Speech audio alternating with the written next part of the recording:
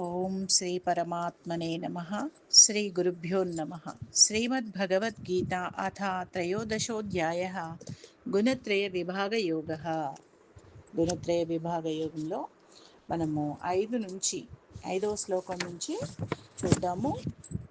ఇక్కడ పరమాత్ముడు జ్ఞాన మహిమ, ప్రకృతి, పురుషుల నుంచి జగత్తు యొక్క ఉత్పత్తి వివరణ చెప్పడం జరిగింది.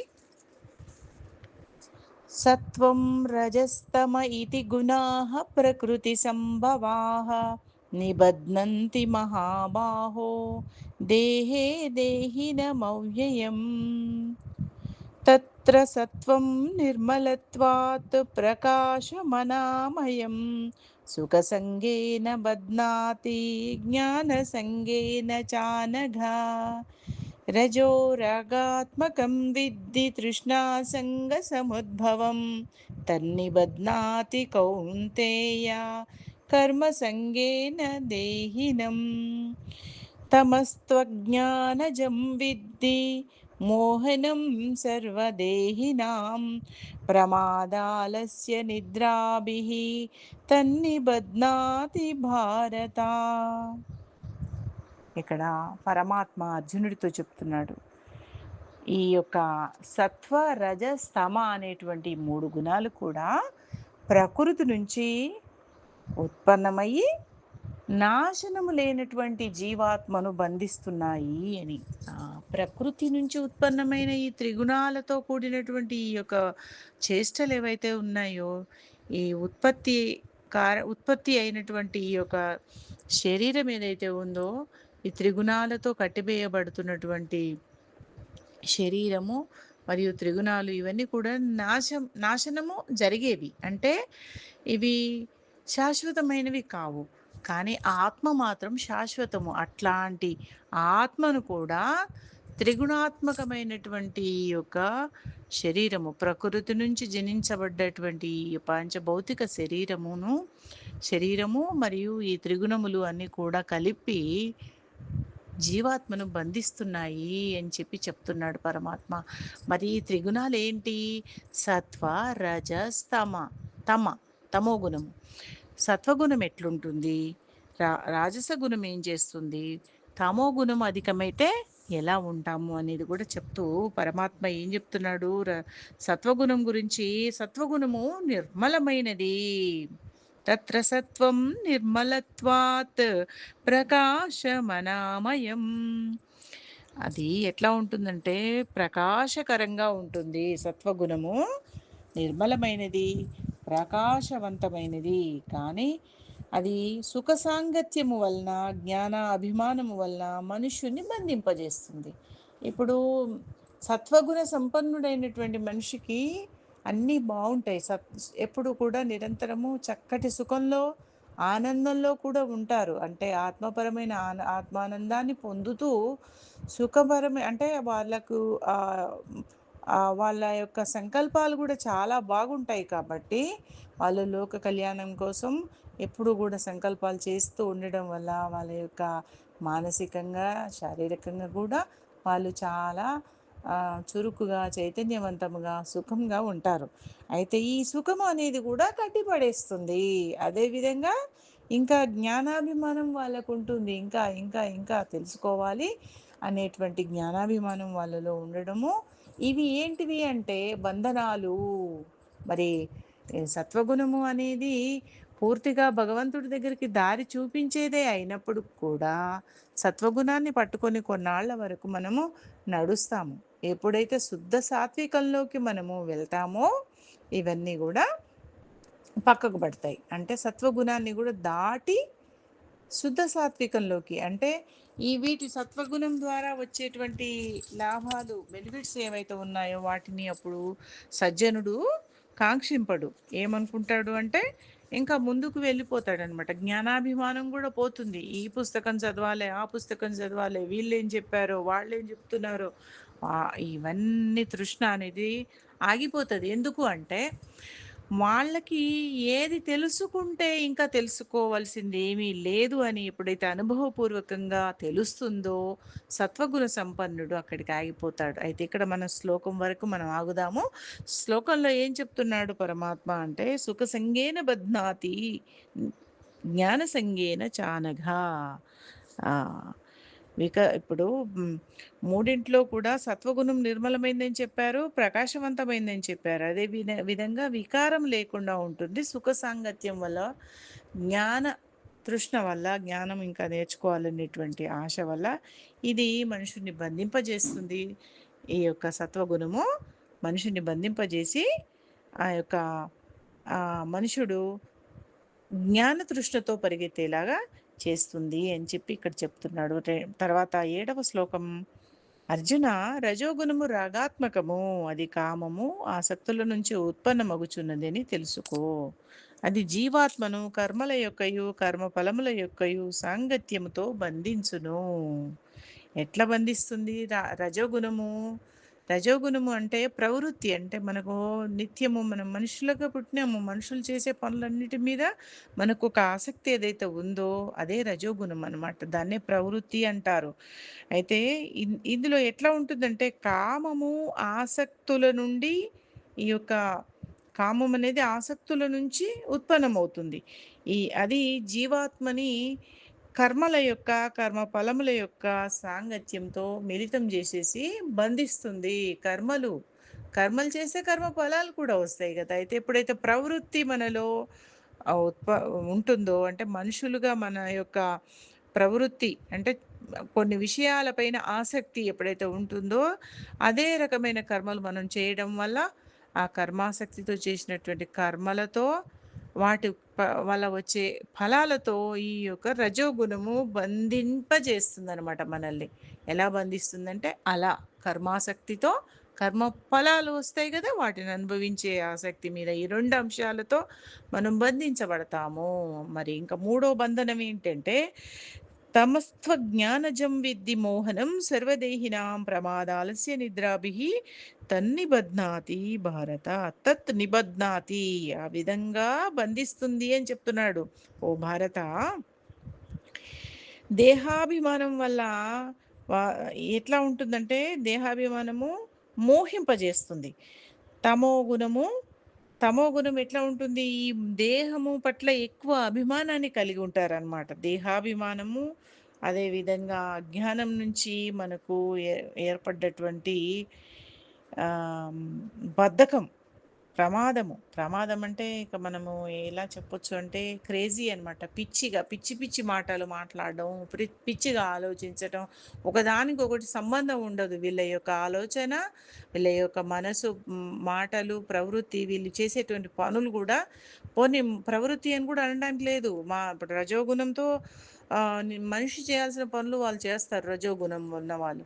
కానీ వీళ్ళు ఆ మనుషుల్లాగా కూడా ఉండరనమాట. నీచమైనటువంటి ఆలోచనలతో, నీచమైన పనులతో, నీచమైన మాటలతో ఒకదానికొకటి సంబంధం లేకుండా సైకో అనమాట. సైకోగా ఉంటారు. బద్ధకంగా ఉంటారు. పోస్ట్‌పోన్‌మెంట్ చేయడంలో వీళ్ళు నంబర్ 1 అనమాట. ఏదైతే పనులు బాగా వాయిదా వేస్తారో, బద్ధకంగా ఉంటారో వాళ్ళు తమోగుణ సంపన్నులు. అంటే పుష్కలమైనటువంటి తమో గుణం వాళ్ళలో ఉందని అర్థం. ఇప్పుడు ఈ క్షణం చేయాల్సిన పనిని ఏం చేస్తాడంటే ఇంకొక గంట పడుకుంటాను, తర్వాత చేస్తాను అంటాడు. ఆ గంట తర్వాత ఏం చేస్తాడు వాడు? అలారం పీక నొక్కేసి తీసి పక్కకు పడేసి మళ్ళీ పడుకుంటాడు. అంత బద్ధకం అనమాట. వాళ్ళకు ఆ ఫ్యాన్ వేసుకోవడం కూడా అంత బద్ధకంగా ఉంటుంది. ఎంత అంటే వీళ్ళు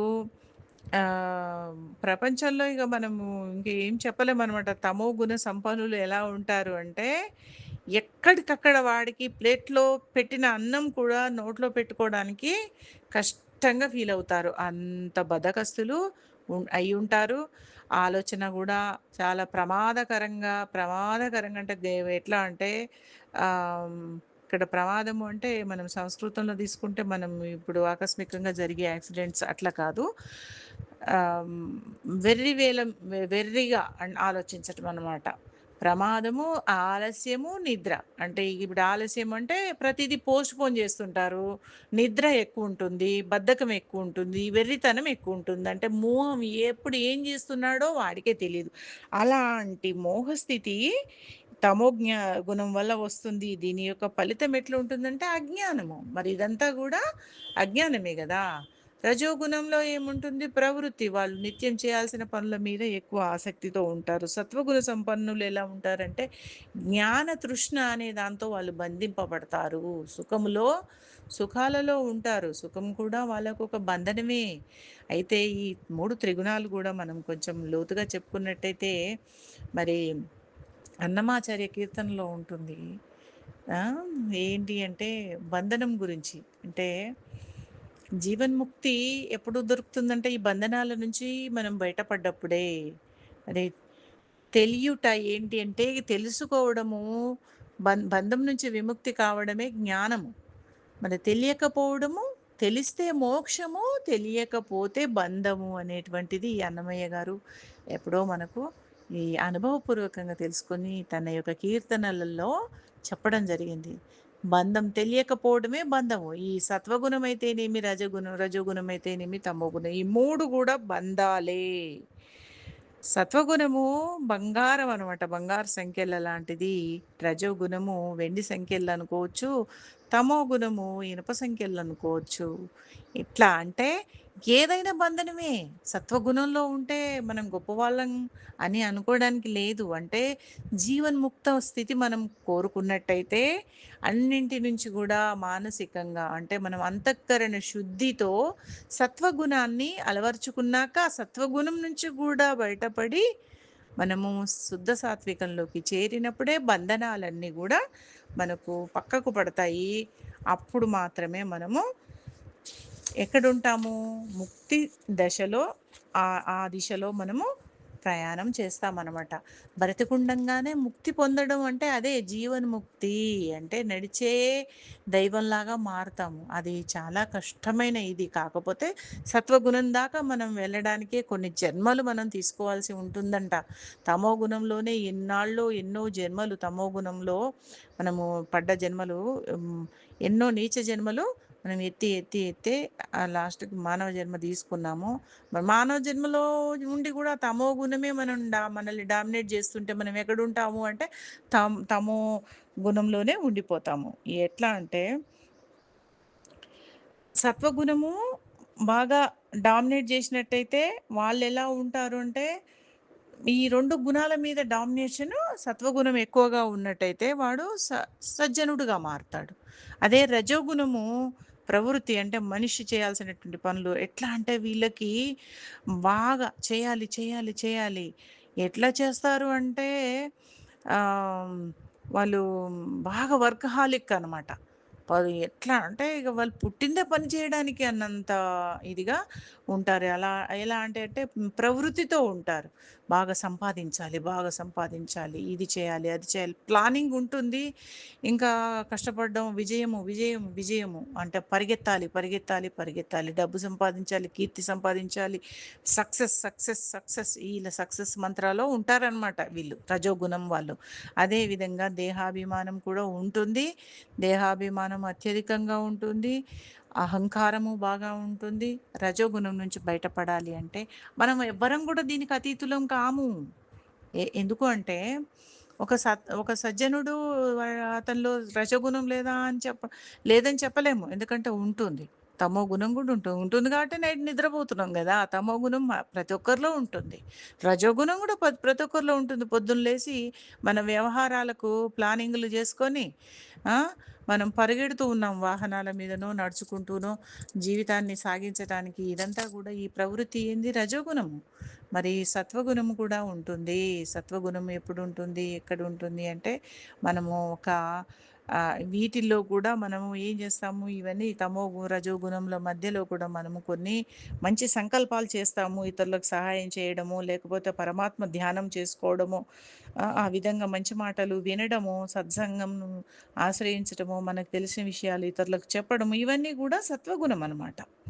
కాబట్టి సత్వగుణము జీవుని సుఖములలో నిమగ్నము చేయును, రజోగుణము కర్మలయందు నిమగ్నునిగా చేయును, తమో గుణము జ్ఞానమును కప్పేసి ప్రమాదంలో పడవేయును. చూడండి. సత్వగుణం ఉంటే అతడు ఆనంద స్థితిలో ఉంటాడు. రజోగుణం వాడు అతడెట్లా ఉంటాడంటే కర్మలలో ఉంటాడు. ఎప్పుడు పనులలో ఉంటాడు. తమో గుణం వాడు ఆ కర్మలు కూడా చేయడు వాడు. వాడికి చాలా బద్ధకము మరియు అజ్ఞాని కాబట్టి వాడు ఎప్పుడు ఏం మాట్లాడతాడో తెలియడు. వాడు ఎప్పుడు కూడా ప్రమాదాల్లో ఉంటాడు. వెర్రిగా ఉంటాడు అని చెప్తున్నాడు పరమాత్మ. అదే విధంగా ఈ యొక్క ఏ గుణము డామినేషన్ ఉంటే ఆ గుణము వస్తుందని చెప్పాం కదా! ఇప్పుడు తమో గుణం ఎక్కువగా ఉన్నవాడు ఈ రకంగా ఉంటాడు. ఏ రకంగా? రాత్రి నిద్ర సరిపోతది తమో గుణం. అంత సరిపోవాలి గదా! అలా కాదు. వాడు 11కి నిద్రలేస్తాడు. ఇంకా ఎవరు ఏమనకపోతే 12 అయినా పడుకుంటాడు. ఇంకా పనేముంది? మీరంతా పని చేసి వచ్చి నైట్ పడుకుంటారు. మీరంతా ఈ పనంతా చేసేది పడుకోవడానికే గదా! నేను పడుకుంటున్నాను. ఇంకెందుకు పని చేయాలి అని చెప్పి ఆ రకంగా లాజిక్‌గా వితండవాదం చేసేటువంటి గుణము వృద్ధి అయ్యి ఉంటుంది. అంటే వాళ్ళలో తమో గుణము తమస్సు అనేది మెండుగా ఉంటుందన్నమాట. చాలా ఎక్కువగా. ఇంక వాడిలో సత్వగుణం అయితే ఇక మచ్చుకైనా ఉండదు. రజోగుణం ఇంతో అంతో ఉండే ఛాన్స్ ఉంది. ఎందుకంటే తినాలి గాబట్టి. తినాలి. కాస్త ఆడు మనిషిని అని చెప్పి బయట వీడు ఒక మనిషి ఉన్నాడు అని చెప్పి బయటకు కొంతనైనా వెలుగు చూడాలి గాబట్టి కొంత రజోగుణం ఉంటుంది. సత్వగుణము మచ్చుకు గూడా ఉండదు. తామస గుణం డామినేషన్ జేసే వాళ్ళలో. అదే విధంగా సత్వగుణము డామినేషన్ ఉన్న వాళ్ళలో ఎట్లా ఉంటుంది అంటే శరీర ఇంద్రియముల యందు అంతఃకరణం నందు చైతన్యం ఉంటుంది. వీళ్ళ యొక్క శరీరము చైతన్యవంతంగా ఉంటుంది. వెలుగుంటుంది వీళ్ళలో. ఎలా చైతన్యంగా ఉంటుంది అంటే వీళ్ళు శరీరానికి ఎప్పుడు పని చెప్తారు. ఎలా ఆ పనిని ఎలా చెప్తారు అంటే దేహము దేవాలయమని వీళ్ళు గుర్తించి ఆ శరీరాన్ని కాపాడుకుంటూ శరీరంలో నిలయమై ఉన్నటువంటి శరీరాన్ని దేవ హ్మ్, దైవంగా అంటే శరీరమే దేవాలయంగా వీళ్ళు భావించి అందులో అంతఃకరణాన్ని శుద్ధి చేసి భగవంతుడు అందులో నిలయమై ఆయనకు భగవంతుడికి అక్కడ సింహాసనం వేసి మరి వీళ్ళు ఉంచుతారు. అట్లాంటి భావనలో ఉంటారు కాబట్టి దేహానికి వీళ్ళు ఏ రకంగా పని చెప్తారంటే చైతన్యం చేయడం కోసము వీళ్ళు యోగా చేస్తారు. తర్వాత వాకింగ్ చేస్తారు. వీళ్ళు ఇతరులను గూడా ప్రేరేపిస్తారు. ఎప్పుడు గూడా వీళ్ళు ఆదర్శవంతంగా ఉంటారు. వీరి యొక్క శరీరము ఆ రకంగా అంటే అనారోగ్యానికి గురి కాకుండా చూసుకుంటూనే తన పనులు తను చేసుకుంటారు. ఎంత అంటే తన పనులు తాను చేయడంలో సిగ్గుపడరనమాట. అంత సత్వగుణం. ఇది వీళ్ళ యొక్క శరీరక చైతన్యము, అంతఃకరణ చైతన్యానికి తమ పనులు తాము చేసుకునే వాళ్ళలో ఇది ఖచ్చితంగా ఉంటుంది. వివేకము ఉంటుంది. ఇవన్నీ పనులు కూడా వీళ్ళు వివేకంతోనే చేస్తారు. అంటే వర్కహాలిక్ వేరు, సెల్ఫ్ రెస్పెక్ట్‌తో తమ పనులు తాము చేసుకోవడం వేరు. వర్కహాలిక్ అంటే రజోగుణముతో వివిధ ఆకాంక్షలతో పరిగెత్తటము, తమ పనులు తాము చేసుకుంటూ శరీరాన్ని నిలబెట్టుకుంటూ చైతన్యవంతమైన శరీరము, చైతన్యవంతమైన అంతఃకరణమును కలిగి ఉండడము, వాటిని వృద్ధి చేసుకోవడం అనేది సజ్జనులు చేస్తారని చెప్తున్నాడు పరమాత్మ. అదేవిధంగా మనం ఇప్పుడు 12వ శ్లోకం చూస్తే రజోగుణము వృద్ధి అయినప్పుడు లోభము ప్రాపంచిక విషయాలయందు ఆసక్తి, స్వార్థ బుద్ధితో, సకామ భావముతో కర్మాచరణ చేస్తూ అశాంతి, విషయ భోగములయందు లాలస అనున్నవి ఉత్పత్తి అగును. మరి తమో గుణం వాడేమో ఎప్పుడు నిద్రపోతే వీడేందంటే ఎప్పుడు పని చేస్తూనే ఉంటాడు. ఎందుకు చేస్తాడు అంటే విషయాల పట్ల ఆసక్తి ఉండి, అదే విధంగా వాళ్ళలో లోభం కూడా వస్తుంది. ఎందుకు వస్తుందంటే నాది నాదే. నేనెవరికీ ఇవ్వను అనేటువంటి గుణం వస్తుంది. కాబట్టి స్వార్థ బుద్ధి వచ్చేస్తది. లోభ ప్రవృత్తి వస్తది. సకామ భావముతో కర్మాచరణ చేస్తాడు. సకామ భావము, నిష్కామము, సకామము. సకామము అంటే ఫలాసక్తితో ఉంటుంది. నిష్కామములో ఫలాసక్తి ఉండదు. ఇప్పుడు ఒకరికి ఒక దానం ఇచ్చేటప్పుడు మనసులో గూడా ఈ దానం వల్ల నాకేదో జరగాలి అని చెప్పి ఏది కోరుకోకుండా, అరే! అతను అవసరంలో ఉన్నాడు, అర్థించాడు కాబట్టి ఇస్తున్నాను అని చెప్పి అది నిష్కామం అవుతుంది. సకామము అంటే స్వార్థ బుద్ధితో దీనివల్ల ఇది చేస్తే నాకేదో వస్తుంది అనేటువంటి ఆచరణ. దానమనే కాదు, మనం ప్రవృత్తితో చేసే ఏ పనులైనా ఇప్పుడు ఒక భోజనం వండుకుంటున్నాం. దేనికి సకామంతో వండుకుంటున్నాం తిందాము అని. తింటే మన యొక్క ఆకలి తీరుతుంది అనేటువంటి ఆలోచన. అది గూడా ఒక సకామమే. సకామ బుద్ధి అని అనమాట. నిష్కామంతో ఉండడము అంటే వండింది గూడా మనం మన భారతదేశంలో కొంతమంది రాజులు ఉన్నారు. వాళ్ళు అంటే చివరి క్షణం తిందామని పెట్టుకునే టైంలో ఎవరొచ్చినా గానీ వాళ్ళకిచ్చేయడం. లాస్ట్‌కి ఏమైతదంటే రాజు పేరు నాకు గుర్తు రావట్లేదు గానీ ఆయన హ్మ్. ఒక ఎట్లా అంటే శరీరంలోని కొంత మాంసాన్ని గూడా తీసి ఇస్తాడు. అట్లాంటి దానము చేస్తారనమాట. రంతిదేవుడు అనుకుంటా. అట్లా అంటే అవి అంటే మనం వాటిలోకి లోతుగా ఎళ్తే వాటి పట్ల అధ్యయనం చేస్తే గనక మన సనాతన ధర్మము ఎలా ఉంటుంది అంటే నిష్కామ భావానికి ప్రతీక అనమాట. అంటే మన ఋషులు, మునులు మనం ఇలాంటి నిష్కామ భావంతో వాళ్ళు పనులు చేసి జీవన్ముక్త స్థితికి పొందారు. అలాంటి వారసత్వ సంపదకు మనం వారసులం అనమాట. అట్లాంటి గొప్ప దివ్యమైన సంపదకు మనం వారసులము. వారసులం అంటే మన భారతీయుల మొక్కలమే కాదు, మనం వారసులము. ఇది మన భారతదేశంలో నుంచి ఇట్లాంటి జ్ఞానం అనేది అంతటా అందింది కాబట్టి మనము ఈ సమస్త విశ్వానికి ఈ గ్లోబులో మన భారతదేశం ఒక పూజా గది అని అనుకోవచ్చు.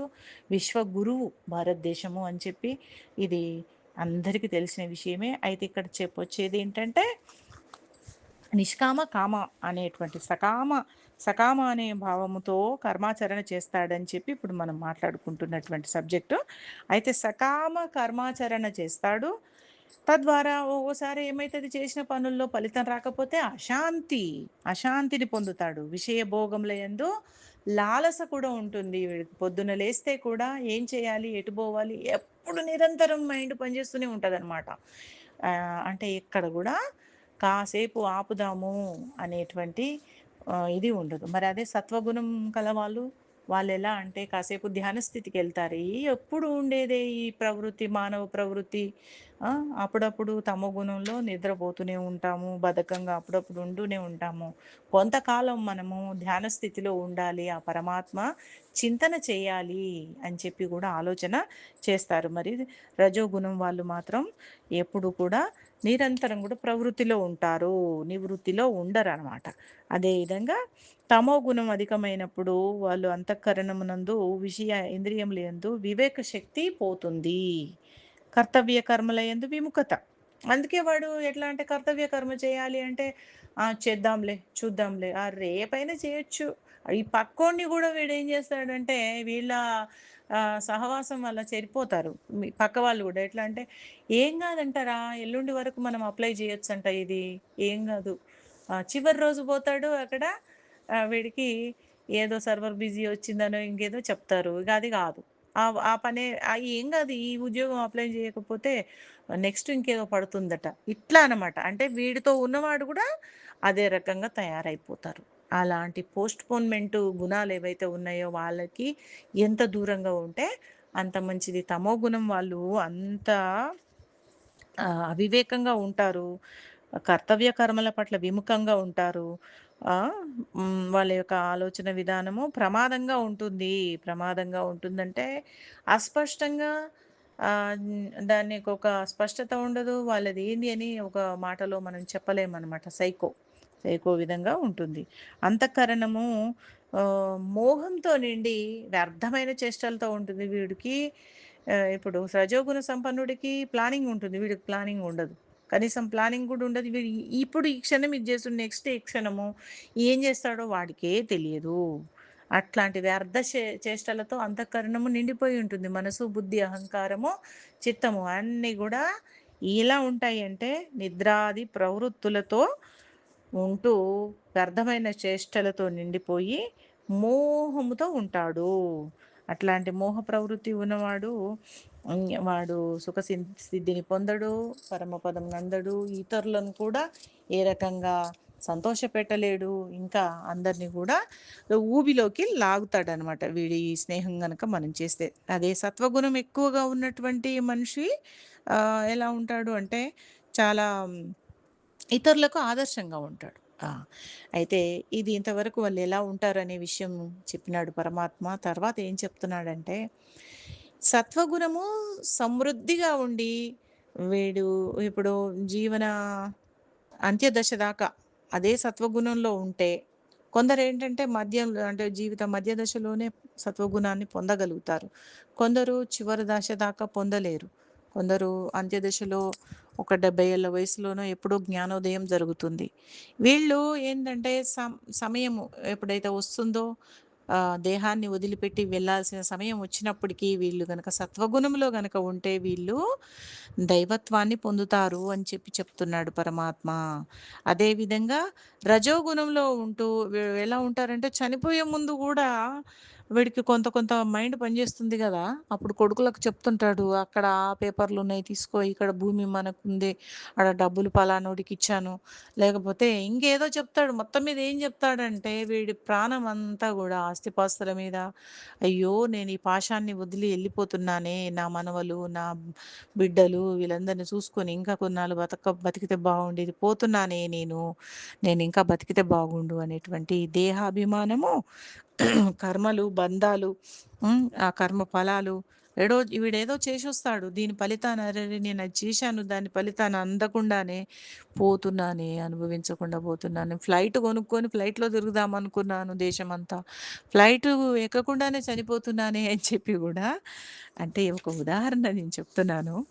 ఎట్లా రజోగుణ సంపన్నులైన వాళ్ళెట్లా అంటే కర్మాసక్తులై ఉంటారు గాబట్టి, వాళ్ళు మళ్ళీ గూడా మానవుల కర్మాసక్తులైన మానవుల ఇళ్ళల్లో పుడతారు. కర్మాసక్తులు అంటే నిరంతరం ఇట్లా వర్క్‌హాలిక్‌గా ఉండే వాళ్ళుంటారే, అలాంటి వాళ్ళ కడుపులో పుడతారనమాట. అలాంటి గర్భాన్ని తీసుకొని వాళ్ళు అక్కడ జన్మ తీసుకున్నాక, వాళ్ళు తిరిగి అదే ఎప్పుడైతే చనిపోయేటప్పుడు ఎలా ఆలోచిస్తామో, తిరిగి జన్మ తీసుకున్నప్పుడు మనం అలాంటి స్థితికే మనల్ని పరమాత్మ చేరుస్తాడు. యద్భావం తద్భవతి అంటే అదే మరి. మనం ఎప్పుడు మంచి సంకల్పములు, సత్సంకల్పములు చేస్తూ ఉంటే అట్లా ఏ క్షణం మనది చివరిదో తెలియదు గదా! ఆత్మ గనక శరీరాన్ని వదిలిపెట్టే నిమిషం ఈ క్షణం వచ్చినా సరే మనం ఆ క్షణం కూడా సత్సంకల్పాలతో నిండి గనక ఉంటే మన మనసు ఎప్పుడూ ప్రశాంతంగా, నిర్మలంగా, మంచిని కోరుకుంటూ, మంచిని చేస్తూ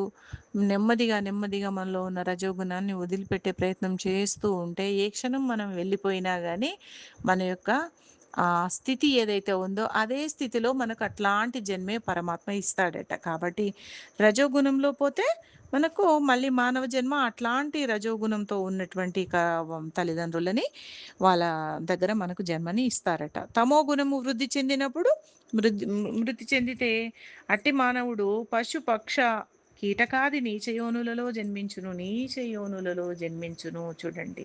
మన జన్మ ఎలాంటి గర్భాన్ని తీసుకుంటుంది అంటే, తమో గుణంతో బాగా బద్ధకంగా చెప్పాను గదా! తమో గుణం మళ్ళీ మళ్ళీ మనం మాట్లాడుకోవడం కూడా వేస్టు. అట్లాంటి నీచమైనటువంటి అవివేకుల యొక్క ఇది ఏమైద్దంటే వాళ్ళు మరణకాలం యందు కూడా వాళ్ళేమి మారరు.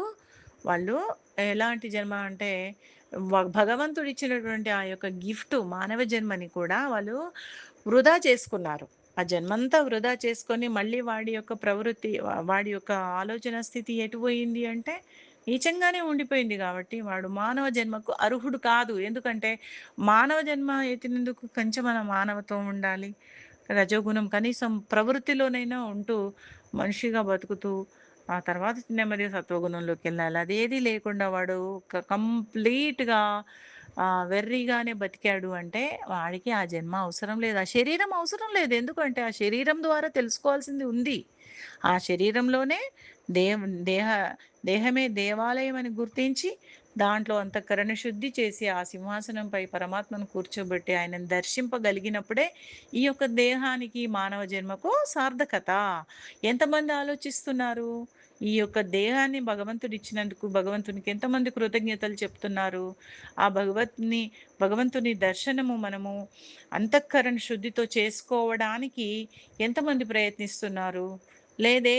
కొన్ని కొన్ని జన్మలు కావాలి. మానవ జన్మ దొరకడానికే ఎన్నో జన్మలు ఎత్తి, ఎత్తి, ఎత్తి లాస్ట్‌కి మానవ జన్మిస్తే ఆ జన్మను గూడా మనం వృధా చేసుకొని తమో గుణంలోనే నిండిపోయి, తమో గుణంతోనే ఉండిపోయి, చివరకు అలాగే వెళ్ళిపోయి మళ్ళీ నీచ యోనుల్లో పడతారు. తమో గుణ సంపన్నులు ఎక్కడికి పోతారంటే పశువులు, పక్షులు, కీటకాల జన్మ తీసుకుంటారంట. అది పరమాత్మ మనకు చెప్తున్నాడు 15వ శ్లోకం వరకు. 16వ శ్లోకం ఏముంది అంటే శ్రేష్టములైన కర్మలను ఆచరించుట వలన సాత్విక ఫలము అనగా సుఖము, జ్ఞానము, వైరాగ్యము మొదలగు నిర్మల ఫలములు కలుగును. రాజస కర్మలకు దుఃఖము, తామస కర్మలకు ఫలము అజ్ఞానము. మనము ఎలాంటి పనులు చేస్తే ఎలాంటి ఫలితాలు అనేది చెప్తున్నాడు. మనము అంత్యకాలమునందు మాత్రము మనం పొందేటువంటి జన్మల గురించి తెలుసుకున్నాము. అదేవిధంగా నిత్య జీవితంలో కూడా మనము సత్వగుణ సంపన్నులకు సుఖము దొరుకుతుందని మనం ఇంతకుముందే మళ్ళీ చెప్పిందే మళ్ళీ వస్తుందనమాట శ్లోకంలో. సాత్విక ఫలితం ఏంటంటే సుఖము, జ్ఞానము. సుఖము, జ్ఞానము. తద్వారా ఏమొస్తుంది? వైరాగ్యం వస్తుంది. ఈ 3 కలుగుతాయి. అయితే జ్ఞాన తృష్ణతో పరిగెత్తి, పరిగెత్తి, పరిగెత్తి చివరకు తెలుసుకునేదేంటంటే కొన్ని కోట్లు కూడబెట్టినా భగవంతుడు అనేటువంటి జ్ఞానాన్ని మనము అనుభవపూర్వకంగా ఒక గురువు ద్వారా తెలుసుకున్న తర్వాత ఏమనిపిస్తుంది అంటే వైరాగ్య స్థితి వస్తుంది. వైరాగ్యము అంటే విరాగముతో ఉండడం. అంటే శరీరం పట్ల అసహ్యం ఏర్పడుతుందా? కాదు. శరీరం పట్ల గౌరవం ఏర్పడుతుంది. ఈ యొక్క ప్రకృతి ద్వారా మనకు ఈ పాంచభౌతికమైన శరీరాన్ని ఏదైతే మనకు పొందినామో, త్రిగుణాలతో మనం ఈ శరీరాన్ని నడిపిస్తున్నామో, అంతఃచేతనంగా ఉన్నటువంటి ఆ చైతన్య స్థితిని మనం తెలుసుకున్న తర్వాత ఇవి మనకు వాహనాలుగా మారిపోతాయి.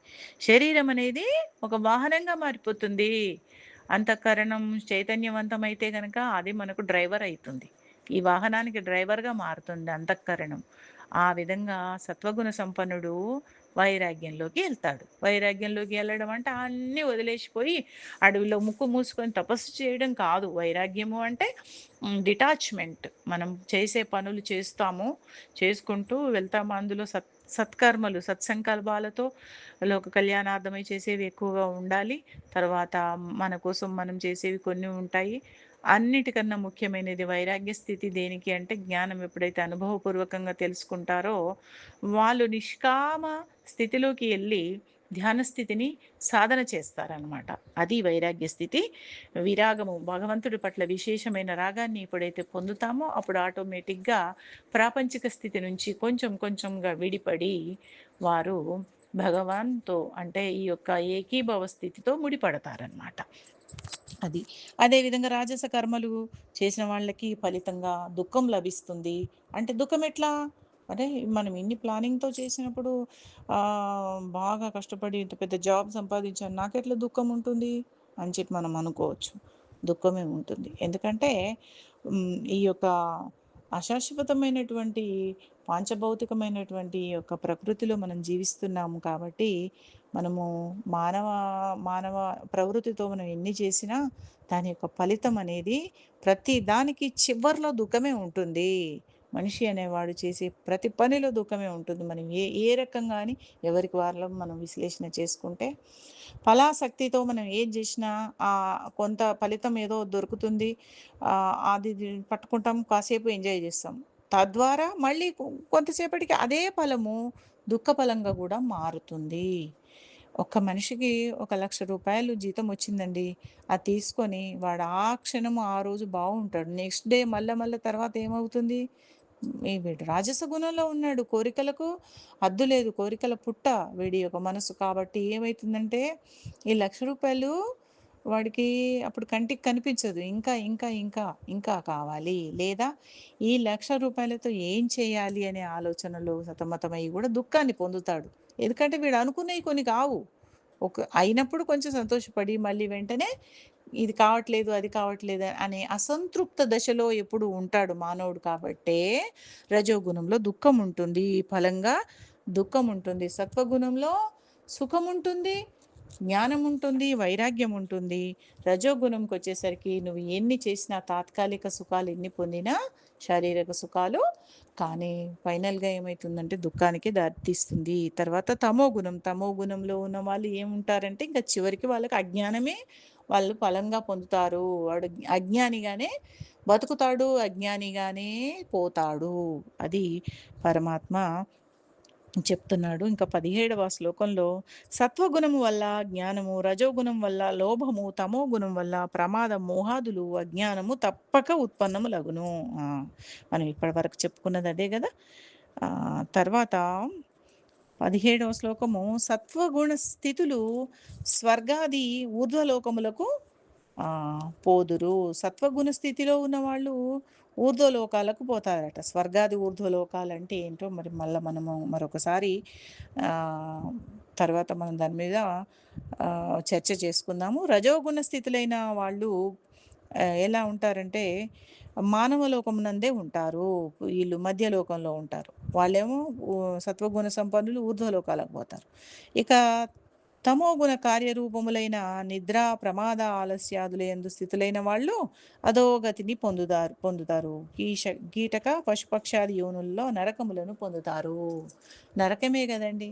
మనం ఒక చీమను జూస్తే, ఒక దోమొచ్చి మనకు కుడితే పటపట కొట్టి చంపేస్తాము. చీమని చూస్తే దాన్ని అంటే మనకు కరుస్తదేమో అని చంపేస్తాము. బొద్దింక. పొద్దున లేస్తే ఎన్ని కీటకాలను చంపుతామండి మనకు తెలిసి. నడుస్తూ తెలియక తెలిసి మనకు చప్పట్లు కొట్టి మరి ఎన్నో దోమలను చంపేస్తున్నాము.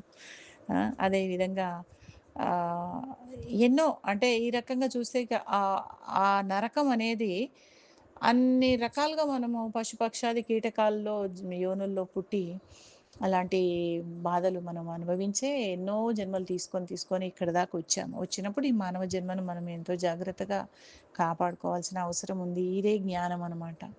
మానవ జన్మను మనం ఎట్లా పొందాము అనే విషయాన్ని తెలుసుకోవడమే జ్ఞానము. ఈ యొక్క మానవ జన్మకు అంటే శరీరం ఏంది, తర్వాత జీవుడేంటి, పరమాత్మ ఏంది అనే ఈ 3 అంశాలని చర్చించుకొని దాన్ని వివేకముతో వివేచన చేసి ఆహ్, ఆ రకంగా అంటే ఈ శరీరాన్ని కాపాడుకోవడానికి మనం ఏం చేయాలి? చైతన్య స్థితిని మనం ఎట్లా శుద్ధి చేసుకోవాలి?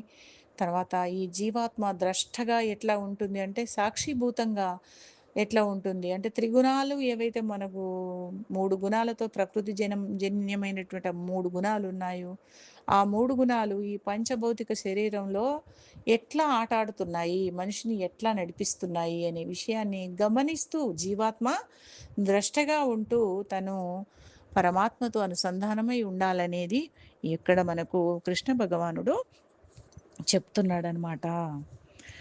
ఆ! తర్వాత ఏంటంటే ద్రష్ట అనే మాటొచ్చింది చూడండి. 19వ శ్లోకంలో. ద్రష్ట అయినవాడు గుణములయందు వర్తించుచున్నవని త్రిగుణములు తప్ప వేరుగా కర్తలు లేరని తెలుసుకొని త్రిగుణములకు అతీతముగా ఉన్న సచ్చిదానంద ఘన పరమాత్మ స్వరూపుడైన నా తత్వమును తెలుసుకొనును. అప్పుడతడు నా స్వరూపమునే పొందును. మరి మనం ఏది యద్భావం తద్భవతి గదా! మనం తెలుసుకోవాల్సిన విషయం ఏంది? మనము ఈ శరీరము పంచభూతములతో నిర్మితమైనది. ఈ శరీరంలో మనము రజో, తమో, సాత్విక అనే 3 గుణములతో మనము నిత్యము కర్మలు చేయుచున్నాము. ఆ రకమైన ఆలోచనలు చేస్తున్నాము. అదే రకంగా ఆ గుణాలతోనే మనం మాటలు గూడా మాట్లాడుతా ఉంటాము. కాబట్టి మన మీద ఈ యొక్క 3 గుణాల ప్రభావం ఉంది అని, ఈ శరీరము విషయ ఇంద్రియములు, ఇంద్రియములు కర్మేంద్రియములు, జ్ఞానేంద్రియములు అని పంచ అంటే 10 ఇంద్రియములు ఏవైతే ఉన్నాయో వీటిని మనం దాటే ప్రయత్నం చేయాలి. అయితే ఇందులో భాగంగా ఈ యొక్క 3 గుణాలు కూడా ఈ దశ ఇంద్రియాల మీద ప్రభావం చూపిస్తూ ఉంటాయి. విషయాసక్తిని కలిగిస్తూ ఉంటాయి. మోహాన్ని కలిగిస్తూ ఉంటాయి. అయితే ద్రష్ట అయినటువంటి మానవుడు ఈ దశమిని దాటుతాడు. దశ స్థితిని దాటుతాడు. అదే మనము విజయదశమి అని చేసుకుంటాం గదా! విజయదశమి చేసుకోవడం అంటే ఈ యొక్క కర్మేంద్రియాలు, జ్ఞానేంద్రియాలను కంట్రోల్‌లో పెట్టుకోగలిగిన వాడే విజయము సాధించిన వాడే ఏకాదశ స్థితికి ఎళ్తాడు. ఏకాదశి రోజు మనం కొన్ని కొన్ని సంకల్పాలు చేసుకోవాలని చెప్తుంటారు పెద్దవాళ్ళు. ఏకాదశ స్థితి అంటే ఈ 5, 5, 10 ఇంద్రియాలు కర్మేంద్రియ, జ్ఞానేంద్రియాలను ఎవరైతే తమ స్వాధీనంలో చేసుకోగలుగుతారో వాళ్ళు ఏకాదశ స్థితికి పోతారు. భగవంతుడిని అనుసంధానం చేసుకొని భగవంతుడితో వారు ధ్యాన స్థితిలో ఉండగలుగుతారనమాట. అట్లాంటి ఏకీభావ స్థితికి పోగలిగేటువంటి ఇది సత్వగుణం నుంచే మనము పొందుతాం కాబట్టి, ఈ యొక్క త్రిగుణాలకు ఈ త్రిగుణాలు అని అన్నాం. త్రిగుణాలని కంట్రోల్ చేసుకునే శక్తి అంత ఈజీగా వస్తుందా మరి? రాదు. త్రిగుణాలుకి అతీతమైనటువంటి శక్తి ఒకటుంది. దండలో దారంలా మనకు కనిపించకుండా అంతర్లీనమై ఉంది. సమస్త విశ్వంలో కూడా ఆ శక్తి ఉంది. మన పక్కనే ఉంది. మనలాగే ఉంది. అంటే ఆత్మ పరమాత్మకి సారూప్యత ఉంటుంది. సామీప్యమై ఉంటాడు పరమాత్మ. సాయుజ్యం, సాలోక్యమై కూడా ఉంటాడు పరమాత్మ. కాబట్టి మన పక్కనే ఉన్నటువంటి త్రిగుణాతీతుడైన ఆ పరమాత్మని పట్టుకునే ప్రయత్నము సత్వగుణ సంపన్నుడు చేస్తాడట. చేసినప్పుడు ఏమవుతుంది? సచ్చిదానంద ఘన పరమాత్మ స్వరూపుడు తన యొక్క తత్వాన్ని మనకు బోధపరిచే గురువుని ఇస్తాడు. మానవ రూపంలోనే వస్తాడు పరమాత్మ. ఎలా వస్తాడంటే ఒక గురువు రూపంలో వస్తాడు. ఒక మనిషి మనకు మంచి మాట చెప్తున్నాడంటే పరమాత్మ అనుగ్రహం ఉన్నప్పుడు మాత్రమే ఆ మంచి మాట నీకు చెప్తాడు. నీ చెవులు వింటాయి. నీ మనసు ఆనందిస్తుంది. అటువైపు నీ అడుగులు పడతాయి. అంటే ఒక గురువు దొరకడం అనేది అంత చిన్న విషయం కాదు. చాలా గొప్ప విషయం. చాలా అంటే చాలా గొప్ప విషయం. మన యొక్క ఎన్నో జన్మల ఫలము ఈ జన్మలో గూడా మనం చేస్తున్నటువంటి ఆ యొక్క తపస్సు ఫలించినప్పుడే ఆ గురువు అనే వాళ్ళు దొరుకుతారు. త్రిగుణాలకు అతీతుడైనటువంటి ఆ పరమాత్మని శరణు చొచ్చినప్పుడు ఆయన అనుగ్రహంతో ఎట్లా ఉంటుంది అంటే ఈ త్రిగుణాలకు అతీతుడై మనం కూడా పోతాం. ఎట్లా? భగవంతుడు త్రిగుణాతీతుడైనప్పుడు మనము ఆయనను పట్టుకుంటే ఏమవుతాము అంటే కొన్ని రోజులు మనం స్నేహం చేస్తే వారు వీరవుతారు, వీరు వారవుతారని అనుకుంటాం గదా మనుషుల్లో. మరి సచ్చిదానంద ఘన స్వరూపుడు, సత్, చిత్, ఆనంద స్వరూపుడు ఆయన. సత్యము, నిత్యము అయ్యుండి ఆనంద స్థితిలో సచ్చిదానందుడు, సత్, చిత్, ఆనంద స్థితిలో ఉన్నటువంటి ఆయనను మనం పట్టుకుంటే ఏమవుతాము? త్రిగుణాతీతుడాయన. మనం కూడా త్రిగుణాతీతులమే అవుతాము. ఆయన స్థితినే మనం పొందుతాము. పరమాత్మ ఎంత గొప్ప రహస్యాన్ని తెలియపరిచాడు. చాలా వివేకంతో మనం ఆలోచించి దీంట్లో మనము తెలుసుకోగలిగితే సచ్చిదానంద ఘన స్వరూపుడు అంటే ఏంటి అనేది ఆ అర్థాన్ని మనం పట్టుకోగలిగితే తత్వం బోధపడుతుంది. ఇక్కడ మనకు ఈ 19వ శ్లోకంలో అదే విషయాన్ని పరమాత్మ చెప్తున్నాడు. పరమాత్మని మనము ఎంతో కృతజ్ఞులమై ఉండాలి. ఆయనను మనం ఎంతో ప్రశంసించాలి. భగవంతుణ్ణి కీర్తించాలి. భగవంతుడు ఇంకా ఏం చెప్తున్నాడు? దేహోత్పత్తికి కారణములైన ఈ 3 గుణములను అధిగమించి పురుషుడు జన్మ, మృత్యు, జర, దుఃఖముల నుంచి విముక్తుడై పరమానందమును పొందును. చూడండి, మనము జన్మ కూడా ఒక దుఃఖమే. ఆ? 4 రకాలైనటువంటి దుఃఖాలను మనం పొందుతున్నాము. ఆ 4 రకాలైన దుఃఖాల్లో జన్మ, తర్వాత మృత్యువు. అయ్యో చచ్చిపోతానేమో, చచ్చిపోతానేమో, చచ్చిపోతానేమో అనేటువంటి ఒక దుఃఖం. జర అంటే ముసల్తనం. వార్ధక్యం వస్తుంది. అయ్యో నా శరీరం అంతా ఇట్లా కృషించిపోతుంది, అందరు నన్ను పట్టించుకోవట్లేరు అనేటువంటి ఒక దుఃఖం. ఆ? జన్మ, మృత్యు, జర, ఇంకా దుఃఖములు. దుఃఖములు మామూలుగా మనం నిత్యం వచ్చేటువంటి దుఃఖములు ఏమున్నాయి? మనం ఈ యొక్క బతకటంలో ఎన్నో దుఃఖాలని, జీవనంలో మనం పొందేటువంటి లౌకిక దుఃఖాలు ఎన్నో ఉన్నాయి.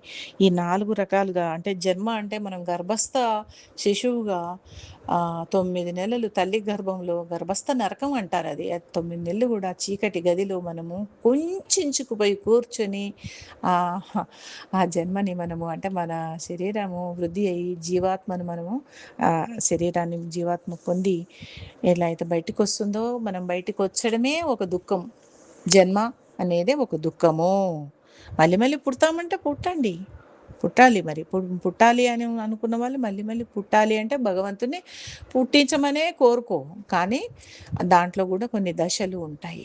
ఆ సాత్విక స్థితికి వెళ్ళిన వాళ్ళు మళ్ళీ మళ్ళీ జన్మ కావాలని కోరుకోరు. ఆ దుఃఖం నుంచి బయటపడేయమనే కోరుకుంటారు. తర్వాత ఏంటి? జన్మ, మృత్యువు. ఈ యొక్క సాత్విక స్థితిలో వెళ్ళిన వాళ్ళు మృత్యువు గురించి కూడా భయపడరు. ఈ క్షణము ఇప్పుడు నాకు మృత్యువు నన్ను ఇది కబళించినా నాకేమి లేదు. నువ్వు గనక వచ్చి నన్ను చేతులు చాచి పిలిస్తే నేను వచ్చి నీ నీ యొక్క కౌగిలిలో నేను వచ్చేసి నీ యొక్క పరిష్వంగంలోకి నేను ఒదిగిపోతాను అని చెప్తాడు వివేకి అయినటువంటి సత్వగుణ సంపన్నుడు. ఎందుకంటే వాళ్ళు మరణానికి భయపడరు. జన్మ అయిపోయింది, మృత్యువు అయిపోయింది, తర్వాత జర. వీళ్ళు ముసలితనానికి కూడా భయపడరు. ఎందుకు అంటే కృష్ణ రామ అనుకుంటూ వృద్ధాప్యాన్ని గడిపేయండి అని చెప్తుంటారు చూడండి. అంటే మధ్యస్థితి అంతా ఎట్లా నడిచిపోతుంది? ప్రవృత్తిలో అంటే రాజస గుణంలో నడిచిపోతుంది. పిల్లల్ని పెంచటం, పెళ్ళిళ్ళు చేయటం, ఇట్లా అన్నీ అనుభవించటం. తర్వాత కృష్ణారామ అంటూ వృద్ధాప్యాన్ని గడిపే వాళ్ళకి ఎందుకండి వృద్ధాప్యం మీద భయము? ఎందుకండి వాళ్ళకు బాధ? ఉండదు. ఎందుకంటే వాళ్ళు అనుభవపూర్వకంగా తెలుసుకుంటారు. పరమాత్మ యొక్క తత్వాన్ని తెలుసుకుంటారు. హ్మ్. కర్మ సిద్ధాంతాన్ని వాళ్ళు తెలుసుకుంటారు. కాబట్టి ఏ నొప్పులొచ్చినా, ఏ బాధ కలిగినా అది నేను అనుభవించాలి కాబట్టి అనుభవిస్తున్నాను అనేది వాళ్ళకు నాలెడ్జ్‌లోకొస్తుంది. అదే విధంగా వాళ్ళు ఆ పరమాత్మ ధ్యానంలో, పరమాత్మ కీర్తనలో ఆనంద స్థితిని పొందుతూ ఉన్న జన్మ ఈ మానవ జన్మ చివరి దశ వరకు కూడా నేను ఆయననే కీర్తిస్తాను. ఆయనలోనే రమిస్తాను అని చెప్పి ఆ పరమాత్మ స్థితిని ఆస్వాదిస్తూ తనలో తాను రమిస్తూ చాలా ఆనంద స్థితిలో ఉంటారండి వాళ్ళు. ఎవరు? సత్వగుణ సంపన్నులైనటువంటి వృద్ధులు. వృద్ధుల గురించి చెప్తున్నాను. మరి ముసలితనం గురించినటువంటి బాధ కూడా వీళ్ళకు ఉండదు. సమస్త దుఃఖాలు కూడా. ఇక మిగతా దుఃఖాలు మనము ఇగ పొద్దున్న లేస్తే పడుకునేదాకా ఎన్నో రకాల ఎన్నో సమస్యల్లో మనము దుఃఖాన్ని కొంచెం కించితన్నా అనుభవిస్తాం మనసులో. పైకి ఏడ్చి కన్నీళ్లు రాకపోయినా అరె! ఇట్లయిపాయే వీడు ఈ మాట అనే, లేకపోతే ఇది చేయలేకపోతుంటే ఇలాంటి ఇబ్బందులొచ్చాయి, ఇలాంటి డబ్బులు లేకపాయె. ఇలా రకరకాలుగా ఎవ్వరి సమస్య వాళ్ళది. చిన్న పిల్లలుంటారు వాళ్ళకి ఐస్ క్రీమ్ కొనియలేదని సమస్య. యవ్వనస్తులుంటారు. అరే! ప్రేమ ఫెయిల్ అయిందనో, లేకపోతే మార్కులు సరిగ్గా రాలేదనో, ఆడి సమస్య వాడిది. ఆ! ఇంకా మంచిగా యవ్వనంలో కౌమారంలోకొచ్చాక ఒక ఉద్యోగ స్థితిలో ఇంకా ప్రమోషన్స్ రావాలనో, లేకపోతే ఇంకా డబ్బెక్కువ సంపాదించాలి, బిజినెస్‌లో సక్సెస్ కావాలనో, తమని అందరూ గుర్తించాలనో, భార్య పిల్లలతో గొప్పగా జీవించాలనో, ఆదర్శవంతంగా జీవించాలని ఇలా ఎన్నో ఉంటాయి కోరికలు. ఆ కోరికలతో వచ్చే సమస్యలు దుఃఖాలుగా మనము చూస్తుంటాం. ఈ అన్నిటి నుంచి కూడా ఎవరు విముక్తుడై పరమానందాన్ని పొందుతారు? దేహము ఉత్పత్తికి కారణమైన త్రిగుణాలను గురించి ఎవరైతే తెలుసుకుంటారో, అట్టి పురుషుడు దేహం ఏంది అనే విషయాన్ని తెలుసుకుంటే, అప్పుడు ఈ త్రిగుణాలను గురించినటువంటి అవగాహన ఎప్పుడైతే వస్తుందో, అతడు ఈ 4 రకాలైనటువంటి దుఃఖాల నుంచి విడివడి, విడివడి అంటే టచ్ మీ నాట్, ఇవేవి నన్నేమి చేయలేవు. ఇవన్నీ గూడా నశించిపోయేటివే. దుఃఖం కలుగుతుంది కొన్నింటి వల్ల. ఆ దుఃఖం కూడా ఏమవుతుంది? నశించిపోతుంది. కాబట్టి నశించిపోయే దుఃఖం గురించి గాని, నశించిపోయే సుఖం గురించి గాని సజ్జనుడు బాధపడడు. శుద్ధ సాత్వికంలోకి ఎళ్ళే ప్రయత్నం చేస్తాడు. ఎంతసేపు నువ్వు ధ్యాన స్థితిలో ఉండగలిగితే అదే నీ శుద్ధ సాత్విక స్థితి. ఎంతసేపు నువ్వు మౌనంగా ఏమి ఆలోచించకుండా ఉండగలిగితే అదే శుద్ధ సాత్విక స్థితి. రోజు మనతో మనం ఒక గంట సేపైనా గడపాలి అని చెప్తారు పెద్దవాళ్ళు. గంటసేపు నీతో నువ్వు గడపడంలో ఏంటంటే నీ తప్పులు, ఒప్పులు ఏంటనేది మనకే మననం చేసుకోవడం జరుగుతుంది. తద్వారా మనం కరెక్షన్స్ చేసుకోవచ్చు. ఆ తర్వాత ఏమవుతుంది అంటే, అప్పుడు మనకు ఇంతేగా అనిపిస్తుంది. ప్రతీది కూడా కరెక్షన్‌లో ఏమనిపిస్తుందంటే, ఇంతే గదా అనిపిస్తుంది. చాలా తేలిక భావన వస్తుందనమాట. దేని మీద? సమస్యల మీద తేలిక భావన వస్తుంది. ఈ సమస్యలకు కారణం ఏంటనేది తెలిసినప్పుడు, దాని పరిష్కారం మనకు దొరికినప్పుడు అంతే గదా!